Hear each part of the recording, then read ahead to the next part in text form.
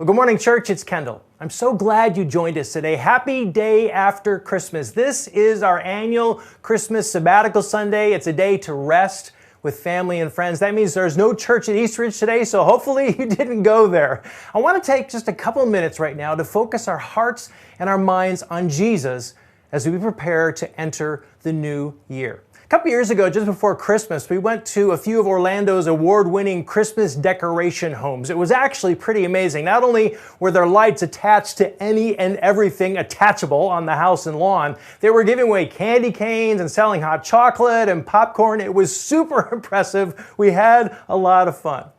At each house, there was at least one or more nativity scenes. They all had the usual cast of characters. There was Jesus, of course. There was Mary and Joseph and the shepherds and the animals and the three kings or the three wise men.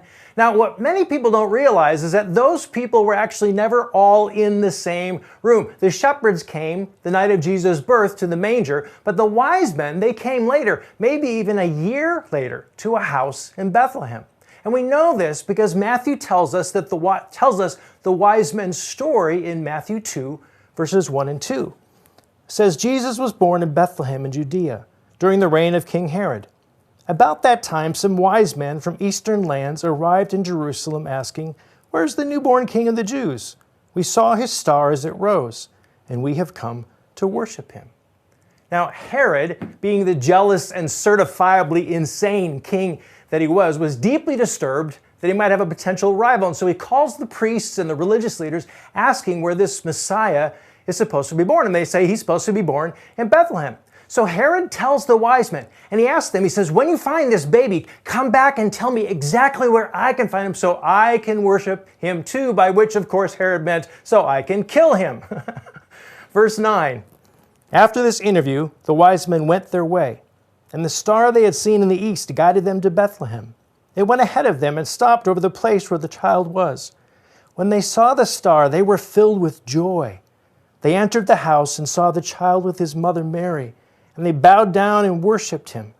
Then they opened their treasure chests and gave him gifts of gold, frankincense, and myrrh.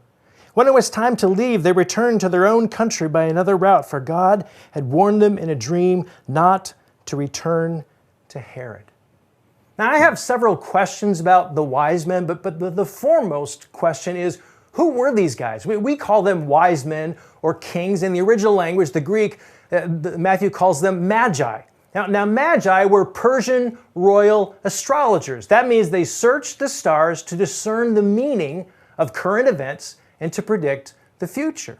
Now, what's so fascinating about this to me is that astrology is absolutely forbidden in Scripture. God says several places, don't look to the stars for guidance. Don't look to the mountains or the sun or the moon or idols or anything except to me, because only I have the power to guide you. Only I have the power to lead you and give you the wisdom that you desire. Only I can satisfy your deepest longings. And yet, we see astrologers play a key role in Jesus' birth.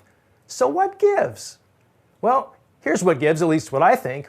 We tend to think that if we want to know God, if we want to experience God, if we want to see God, we have to do certain things. We have to change our lives or clean up our act, and then the way to God will be clear, and then we can find Him. But the truth is, we don't find God. He finds us. God always meets us where we are. It doesn't matter if where we are is in the wrong place or running away from Him or not even seeking Him. He meets us there. Jesus was constantly doing this. He sought out the hated tax collectors and the social rejects and the prostitutes and the people who were in all the wrong places doing all the wrong things. Now, it's important to understand He never left them there, right? He always invited them to follow Him out of those places, to follow Him into a life filled with the joy and the light and the holiness of God. But He always started where they were. And guess what? It's the same for us. God meets us where we are. And then He invites us to come to where He is through Jesus. So here's my question to start off the new year. Where are you? Where are you on your spiritual journey? Maybe you're running straight toward God, or maybe you're just jogging or leisurely walking.